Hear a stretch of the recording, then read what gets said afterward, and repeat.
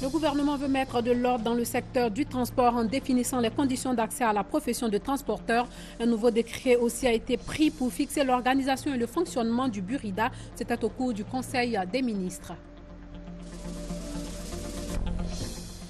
Lancement de la 4e caravane ophtalmologique de consultation et de soins gratuits pour les enfants de 0 à 15 ans à Anyama. 10 000 enfants issus des couches défavorisées sont concernés. La caravane s'étendra aux villes de Bongwanou et de Dimbokro.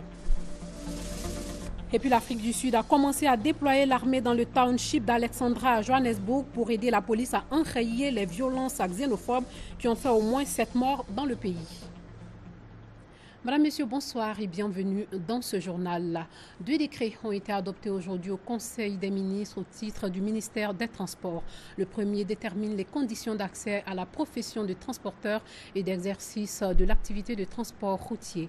Objectif, simplifier les procédures pour les transporteurs qui seront agréés et mieux organiser ce secteur. Le gouvernement annonce aussi un stade olympique de 60 000 places au nord d'Abidjan. Le reportage de Viviane Aïmé. Le Conseil des ministres, réuni ce mercredi 22 avril sous la présidence du chef de l'État, le président Alassane Ouattara, a décidé de permettre l'accès au crédit aux planteurs et agriculteurs. Jusqu'alors, seuls les planteurs de café et de cacao pouvaient bénéficier du récépissé d'entreposage qui leur permettait l'accès au crédit. Désormais, tous les autres produits agricoles pourront bénéficier eux aussi du récépissé d'entreposage. Tous les produits sont concernés, alors qu'initialement, il y avait principalement que le café et le cacao. Donc aujourd'hui, le palmier à huile est concerné, le caoutchouc est concerné, l'anacarde est concerné, le coton est concerné. Et évidemment, les produits alimentaires également, l'igname, la banane, à partir du moment où vous avez l'acceptation du tiers détenteur, rien ne s'oppose à ce que la transaction se fasse. Mais ce tiers détenteur, c'est un professionnel. Donc c'est lui qui appréciera. C'est lui qui vous financera éventuellement. Si vous lui déposez 10 tonnes de bananes et qu'il vous remet l'argent pour ces 10 tonnes de bananes, c'est-à-dire la transaction est faite. Maintenant, à lui de s'arranger pour que la banane en question ne pourrisse pas entre ses mains. Le Conseil des ministres a pris 2 importantes décisions dans l'objectif de mettre de l'ordre dans le secteur du transport. En premier lieu, la réglementation de la profession de transporteur. Et désormais, vous serez connu comme transporteur, ce qui n'était pas le cas jusqu'à aujourd'hui. Puisqu'il suffit d'avoir un véhicule, on se met à faire du transport sans demander aucune autorisation à personne. Et puis, il y aura des conditions pour être transporteur. C'est-à-dire que n'importe qui ne pourra pas être transporteur, comme cela a été le cas jusqu'à aujourd'hui.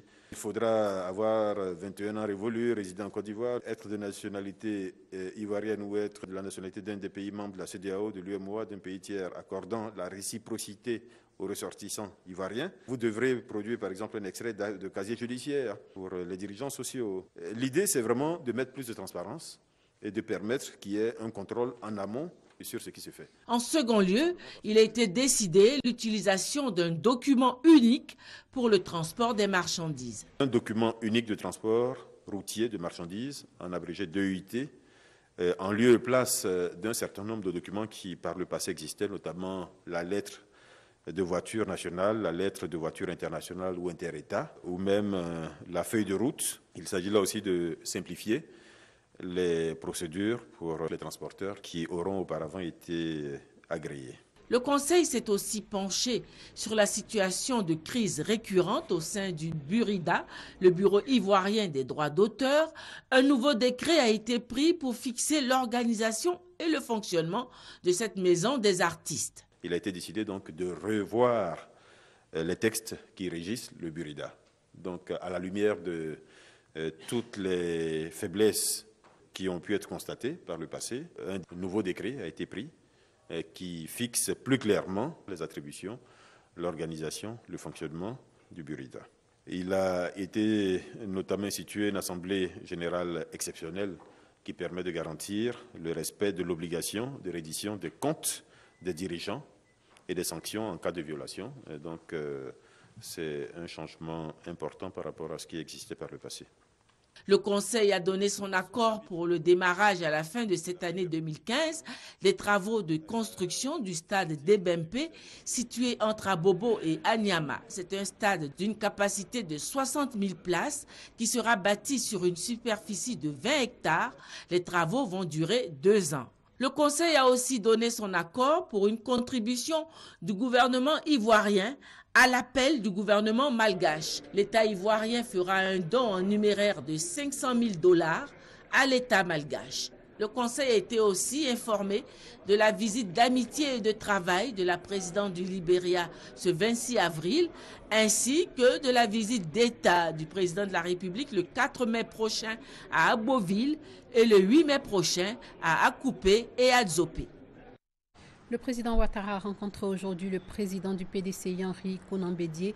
Les deux hommes ont évoqué l'actualité nationale dominée par la convention d'investiture du candidat du RHDP qui aura lieu le samedi prochain.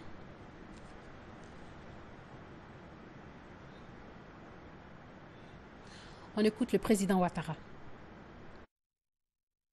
Je suis venu, comme à l'accoutumée, saluer mon aîné, le président Henri Konan Bédié, et aussi faire un tour d'horizon concernant l'actualité nationale et le processus politique, la situation économique, la situation sécuritaire.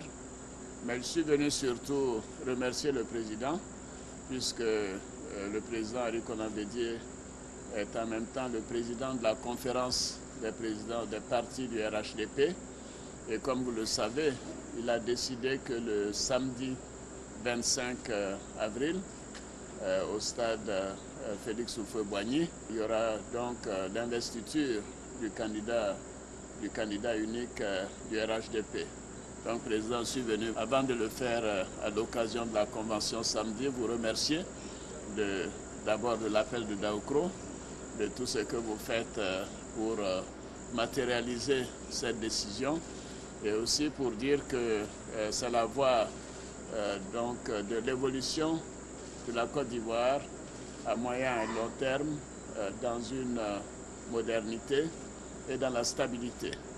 Président, je l'ai déjà dit à maintes occasions, c'est une décision importante pour le pays. Vous n'avez pas pensé à vous-même ou à nos partis respectifs, vous avez pensé d'abord à la Côte d'Ivoire. Et je voudrais donc saluer votre décision et me réjouir que le samedi, nous aurons une très grande fête au Félicia. Et donc, on vous attend tous. Vous êtes tous les bienvenus. Vous êtes invités à cette grande fête de convention du RHDP le samedi 25 avril. Mais avant la convention du RHDP, le comité d'organisation a réuni les militants aujourd'hui même au siège du RDR à Cocody. Objectif, donner des informations relatives à l'organisation de la rencontre du samedi prochain. Maïsako. Dans 3 jours, les militants des différents partis membres du RHDP se donnent rendez-vous par milliers au stade Félix Houphouët-Boigny pour investir le président Alassane Ouattara comme le candidat de l'Alliance.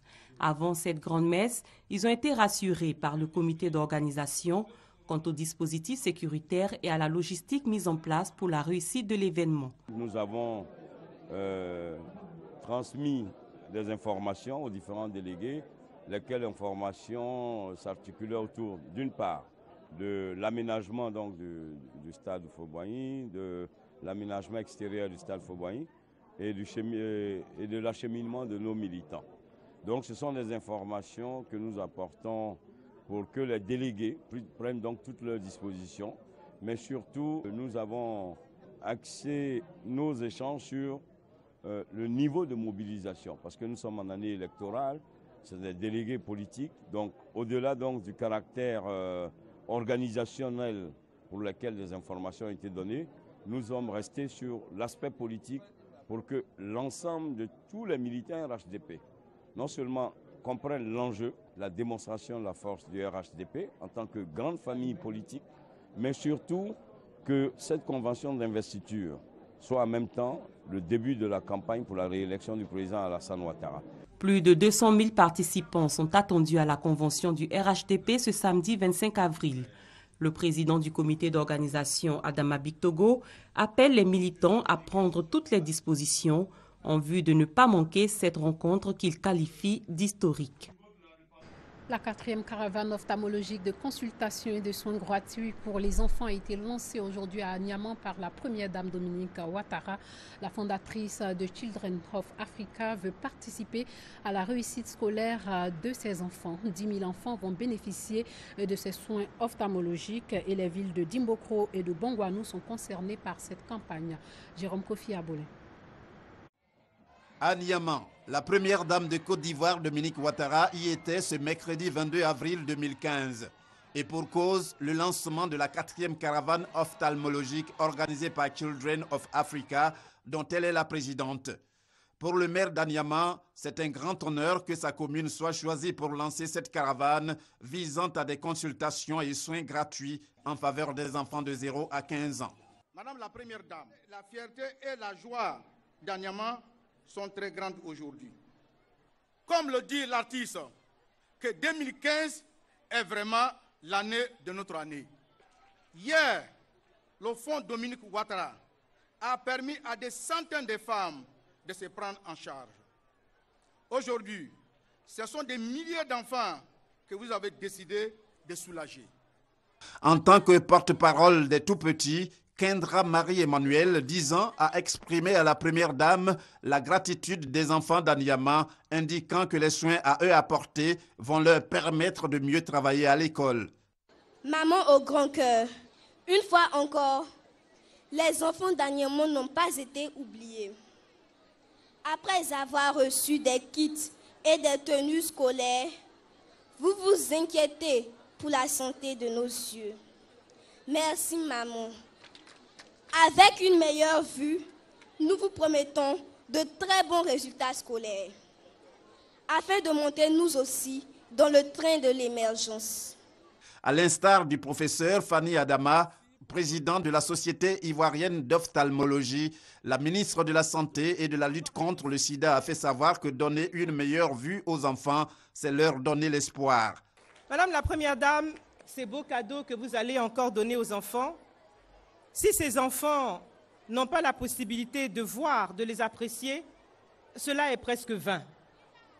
Et en cela, Madame la Première Dame, vous avez touché un élément essentiel. Et je voudrais, au nom de ma collègue ici présente et en mon nom personnel, vous dire à quel point ces enfants ont besoin effectivement pour cette émergence dont parle le président de la République. Ce sont les premiers acteurs de cette émergence. Et si ces enfants n'ont pas la vue, il est certain qu'ils ne pourront pas rentrer dans cette émergence et surtout avoir un cursus scolaire impeccable. Donc c'est important, la vue est essentielle. Pour la première dame de Côte d'Ivoire, Dominique Ouattara, quand il s'agit d'assurer la santé des enfants, il n'y a pas d'effort à ménager. Jusqu'à ce jour, ce sont 48 000 enfants qui ont été consultés dans tout le district d'Abidjan, à Aboissau, Yamoussoukro, Kong et Ferké, et parmi eux, des milliers ont pu être suivis et traités, parfois opérés pour des problèmes oculaires divers. Pour cette 4e édition, nous projetons de consulter 10 000 enfants issus des couches défavorisées dans les villes d'Aniama, de Bongwanou et de Dimbokro. Comme la vue n'a pas de prix. C'est pourquoi je crois fermement qu'aucun effort ne doit être ménagé pour assurer la santé de nos enfants. Il nous revient donc à tous et à chacun de contribuer à la réussite de cette campagne pour le bien-être de nos enfants. Le lancement de la 4e caravane ophtalmologique à Aniama va permettre aux différentes équipes d'être dans le district d'Abidjan du 22 au 24 avril, à Bongwanou du 29 au 30 avril et à Dimbokro du 2 au 3 mai. Cette cérémonie a été une fois de plus l'occasion pour la première dame de Côte d'Ivoire de faire parler son cœur. Elle a fait don de plusieurs lots en nature et en espèces, le tout d'une valeur de 18 millions de francs CFA. Et comme c'est la fête à chaque fois que la présidente de Children of Africa va vers les enfants, on ne peut pas dire que la cérémonie d'Aniama n'en a pas été une. Parlons économie avec la douane ivoirienne qui annonce une recette de plus de 391 milliards de francs CFA fin mars à 2015. 370 milliards de francs CFA, c'était l'objectif visé. La douane réalise donc une plus-value de plus de 21 milliards de francs CFA. L'annonce a été faite ce matin par le DG des douanes, le colonel-major Issa Koulibaly. On en sait plus avec Francis Boifo. Premier trimestre 2015. Objectif de recette atteint, affirme le directeur général des douanes, le colonel-major Issa Koulibaly. Nous avons, à fin mars, réalisé 391,6 milliards sur un objectif trimestriel de 370,1 milliards, soit à ce stade une plus-value de 21,5 milliards par rapport aux objectifs. Les facteurs qui peuvent expliquer ces résultats. Nous avons d'abord bénéficié de la baisse des cours du pétrole, l'ouverture des bureaux frontières. Nous avons aussi renforcé les contrôles. Beaucoup d'acquis, certes, mais de nombreux défis restent à relever pour collecter 319 milliards de francs CFA, représentant l'objectif de recettes les 3 mois à venir. Il nous faut absolument continuer à réhabiliter l'ensemble de nos bureaux frontières. 6 scanners, dont un à Abidjan, un à San Pedro et les autres alignés au bureau frontière. La lagune Abi, qui part d'Assini et qui aboutit à Noé. Vous avez là une véritable autoroute de la fraude et nous sommes handicapés par le fait que nous n'avons pas de moyens de navigation adaptés. À cette rencontre avec la presse nationale et internationale, les autorités douanières ont invité les agents à redoubler de vigilance et d'efforts pour financer le budget de l'État. La part des douanes dans ce budget s'élève à 1404,7 milliards de francs CFA. 6 mois après l'entrée en vigueur de la mesure de gratuité des services bancaires, cette mesure n'est toujours pas appliquée. Une mesure qui a pour but de booster le niveau de bancarisation dans l'espace UEMOA. Qu'est-ce qui explique le non-respect des tests et comment la BCEAO compte-t-elle mettre les pendules à l'heure? La réponse dans le dossier EcoPlus avec Mahamadou Traoré et Adama Kone. Non, je ne sais pas. Je ne sais pas. Je ne suis pas au courant. J'avoue que c'est vous qui m'informez, je ne suis pas au courant de cette mesure. Ils sont encore un certain nombre à ignorer la mesure de gratuité des services de banques et établissements financiers. Et pourtant, cette disposition est en vigueur depuis le 1er octobre 2014. C'est une mesure qui n'a pas été imposée. C'est une mesure qui fait suite en fait à de nombreuses concertations entre la Banque centrale et la profession bancaire. Donc c'est de commun accord que l'ensemble de ces services en fait ont été listés et arrêtés et offerts à la gratuité. Nous supposons que le système bancaire avec lequel nous avons mis en place ce dispositif va respecter les termes de ce dispositif, c'est-à-dire appliquer à toute la clientèle la gratuité sur les 19 services bancaires qui ont été arrêtés. En tout, 19 services sont concernés. Ils sont repartis en 3 grandes catégories que sont l'ouverture, le fonctionnement et le suivi de comptes, les moyens et opérations de paiement et enfin la banque à distance. À titre d'exemple, la consultation de soldes, la transmission de relevés de comptes et l'encaissement des virements nationaux, communautaires et internationaux sont désormais offerts gracieusement aux clients. Aujourd'hui, ces mesures-là sont appliquées dans l'ensemble des établissements bancaires. Pourtant, 6 mois après l'entrée en vigueur de la dite mesure, la réalité au guichet est bien loin de ce qu'affirme le patronat de la profession bancaire. Lorsqu'il y a un dépôt sur le compte, il y a toujours le pourcentage que la banque prélève. Lorsque je demande une augmentation du plafond du compte, il y a toujours le pourcentage qui est prélevé. Lorsque je demande un virement de mon compte d'ici à celui qui est en Allemagne, à l'étranger, il y a toujours un prélèvement. Lorsque c'est la fin du mois, notre banque nous envoie des messages et nous prélève de l'argent pour ça. Et puis lorsque la pension est virée, on nous prélève de l'argent pour ça. Et puis aussi, la transmission des relevés de compte aussi, les relevés, on continue à nous prélever de l'argent pour ça. Pour les services que je pratique, généralement les demandes de transmission de relevés de compte je constate que c'est toujours facturé. Alors, comment comprendre la lenteur des établissements de crédit dans l'application de la gratuité des 19 services? Attitude déplorée par l'association des usagers des banques et établissements financiers. Prenez le cas des ouvertures de comptes qui sont censées être gratuites. Aujourd'hui, vous avez des banques qui vous font des ouvertures de comptes liées à d'autres services. Donc du coup, la gratuité est noyée d'autres services qui sont payants. Ce sont des ventes jubilées qu'on nous fait. Vous avez aujourd'hui des banques encore qui continuent de vous facturer la clôture des comptes, ce qui n'est pas normal. Vous avez aujourd'hui le problème des relevés de comptes qui ne nous parviennent pas. Les banques et la poste se rejettent mutuellement les responsabilités. On ne sait pas qui est responsable, pourquoi les relevés ne nous parviennent pas. Face aux plaintes récurrentes, l'association professionnelle des banques et établissements financiers propose une voie de recours aux clients. S'il y a des difficultés éventuelles que certains constatent dans les banques, ils peuvent même attirer l'attention de l'APB, saisir l'APB pour que, par rapport au cadre de communication que nous avons avec les banques, on puisse attirer l'attention des banques qui sont concernées. La Commission bancaire de l'Union monétaire ouest-africaine, UEMOA, gendarme de l'activité bancaire dans l'ensemble des 8 pays de l'UEMOA, c'est quant à elle saisie du dossier. On fera des contrôles et à l'issue des contrôles, celles qui n'appliqueront pas les dispositions seront sanctionnées. Cette mise en garde suffira-t-elle à changer la donne? La question est d'importance, car la mesure vise à briser le mur de méfiance qui a toujours existé entre les banques et les populations. Toute chose qui doit accélérer la bancarisation, dont le taux est estimé actuellement à 14% en Côte d'Ivoire, contre 8% dans l'espace UEMOA. La Banque mondiale, elle encourage la création de centres d'excellence africains. La Côte d'Ivoire veut aussi intégrer ce projet en vue de former des jeunes diplômés dans les domaines spécifiques de la statistique, de l'expertise comptable et des sciences. Pour y arriver, un atelier d'information s'est tenu aujourd'hui pour échanger sur la question. Le reportage de Grace Kando. Promouvoir la spécialisation dans les domaines de priorité régionale devant permettre de relever les défis de développement et de renforcer les capacités des institutions d'enseignement supérieur. C'est ce à quoi veut aboutir le gouvernement ivoirien.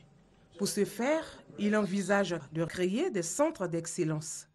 Un projet qui verra le jour grâce à l'appui de la Banque mondiale. Les centres d'excellence, c'est une initiative de la Banque mondiale qui a été lancée il y a quelques années de cela pour favoriser l'émergence d'institutions d'enseignement supérieur spécialisées, offrant une formation de qualité avec une vocation régionale. Nous pouvons accueillir à la fois des professeurs d'enseignement supérieur des pays des autres pays membres, mais également des étudiants des différents pays. J'exhorte les institutions d'enseignement supérieur à faire des propositions pertinentes en vue d'obtenir le label Centre d'excellence africain. Ce statut vous permettra de bénéficier des ressources additionnelles qui pourraient être investies dans les équipements, le renforcement documentaire, les activités de formation et de recherche, de professionnalisation et d'appui aux éditeurs dans le cadre des bourses d'excellence. Ce projet vient donner un coup d'accélérateur aux actions déjà engagées en faveur de la modernisation du système d'enseignement dans les universités, dont la finalité est l'employabilité des diplômés. Ce que nous attendons de ce projet, c'est de pouvoir montrer réellement les compétences des différentes structures et permettre aussi à tous les enseignants-chercheurs qui, dans l'ombre, font des travaux, de pouvoir les développer et les montrer à toute la population. La création de centres d'excellence en Côte d'Ivoire est un pas de plus vers la création d'établissements supérieurs de niveau international. Les universités publiques sont secouées par une grève illimitée depuis le 10 avril dernier. Les différents syndicats des enseignants du supérieur demandent une révalorisation des primes de recherche et de salaires liés à l'application du système licence, maîtrise, doctorat. Une situation qui n'est pas du goût des étudiants de la faculté de droit de l'université Félix Houphouët-Boigny de Cocody. Ces derniers en appellent au chef de l'État afin qu'une solution durable soit trouvée à leurs problèmes. Guillaume Zéré et Herman Niamien. Université Félix Houphouët-Boigny de Cocody. Depuis le 10 avril dernier, les amphithéâtres sont fermés. Ici, comme dans toutes les universités publiques de Côte d'Ivoire, la CNEC, la Coordination nationale des enseignants et chercheurs du supérieur, est en grève. Une situation qui peine à trouver issue et pour laquelle les étudiants de la faculté de droit sont montés au créneau. L'ensemble de ces efforts est mis à mal par les nombreuses grèves à répétition et interruptions de cours intempestives dont notre système universitaire fait l'objet depuis ces derniers temps. Cette grève, qui ne semble trouver d'issue adéquate, est en train de réduire les espérances, mais aussi développer en nous la psychose d'une année universitaire gâchée et perdue d'avance. Pour ces étudiants, la solution du problème demeure dans le consensus et l'implication des hautes autorités. C'est pourquoi ils en appellent à la bonne volonté du chef de l'État. Déjà victime de 2 années blanches, en 2010 et 2012, nous implorons la clémence du chef de l'État, son Excellence Alassane Ouattara, afin de nous permettre d'échapper une fois de plus à un tel sort, en l'invitant à se pencher au plus près sur les maux qui minent encore nos universités. Cette information avant de poursuivre ce journal, initialement prévu pour le samedi 25 avril, le concours direct d'entrée au Centre d'animation et de formation pédagogique CAFOP, session 2015, aura finalement lieu dimanche 26 avril prochain. L'information a été rendue publique par le ministre de l'Éducation nationale et de l'enseignement technique. Parlons intégration avec le premier forum de la diaspora qui va se tenir les 7 et 8 mai prochains à Abidjan sous le thème diaspora ivoirienne. Quel enjeu pour une Côte d'Ivoire en voie d'émergence. Plus de 500 Ivoiriens de la diaspora sont attendus dans la capitale économique ivoirienne pour participer aux échanges avec les décideurs afin de trouver des solutions aux problèmes que rencontrent les Ivoiriens de l'extérieur. La diaspora qui transfère plus de 500 milliards de francs CFA en Côte d'Ivoire tous les ans. C'est en tout cas ce que nous dit Emerode Assa et Abou Sanogo. Diaspora ivoirienne. Quels enjeux pour une Côte d'Ivoire en voie d'émergence? C'est le thème du premier grand forum de la diaspora qui se déroulera les 7 et 8 mai prochains à Abidjan en présence du chef de l'État Alassane Ouattara. Selon le ministre de l'intégration africaine et des Ivoiriens de l'extérieur, ce sont plus de 500 Ivoiriens de la diaspora qui sont attendus à ce rendez-vous pour participer aux échanges avec les décideurs en vue de trouver des solutions aux problèmes que rencontrent les Ivoiriens de l'extérieur. Au cours de ce point de presse, le ministre Ali Koulibaly a situé la presse sur les enjeux de ce forum. C'est de trouver des mécanismes innovants pour mieux mobiliser la diaspora ivoirienne, pour mieux canaliser l'épargne des Ivoiriens de l'extérieur, pour faire des propositions au gouvernement, des propositions pour une meilleure contribution de la diaspora à la reconstruction de notre pays. 9 panels sont au programme. Entre autres, la question de l'obtention des documents administratifs, des propositions pour la création d'une structure consultative de la diaspora et le financement des projets de la diaspora. Dans l'optique de définir une politique nationale de gestion des Ivoiriens de l'extérieur, le ministère de l'intégration africaine et des Ivoiriens de l'extérieur souhaite prendre en compte les préoccupations de la diaspora ivoirienne à travers ce forum. La diaspora ivoirienne est estimée aujourd'hui à environ 1 240 000 personnes, soit 5,4% de la population ivoirienne. Sachez que la diaspora transfère plus de 200 milliards de francs CFA en Côte d'Ivoire tous les ans. L'armée sud-africaine va être déployée pour maintenir l'ordre dans le township d'Alexandra à Johannesburg et assister la police dans la lutte contre les violences xénophobes.